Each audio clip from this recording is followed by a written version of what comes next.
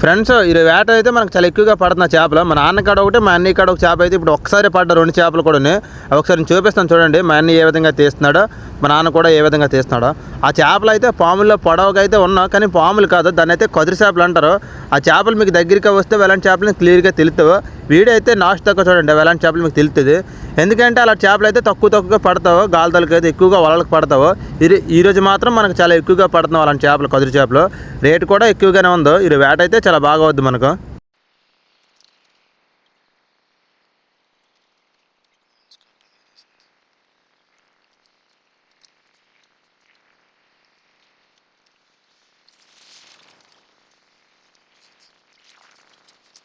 మా అన్నయ్య అయితే బోట్లోకి ఆ చేపను ఏ విధంగా తీసుకున్నాడు ఒకసారి చూసారు కదా.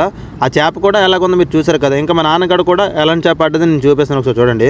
మా నాన్న కూడా చేపను బోట్లోకి ఏ విధంగా అందుకుంటున్నాడు. ఆ చేప అయితే ఎత్తితే తెగిపోయే అవకాశం కూడా ఉంటుంది, అందుకనే చేయితే పట్టుకుంటున్నాడు. మా నాన్న అయితే పట్టేసుకున్నాడు, దొరికింది. ఓకే ఫ్రెండ్స్, మన వీడియో నచ్చినట్టుకుంటే మన ఛానల్ లైక్ చేసి సబ్స్క్రైబ్.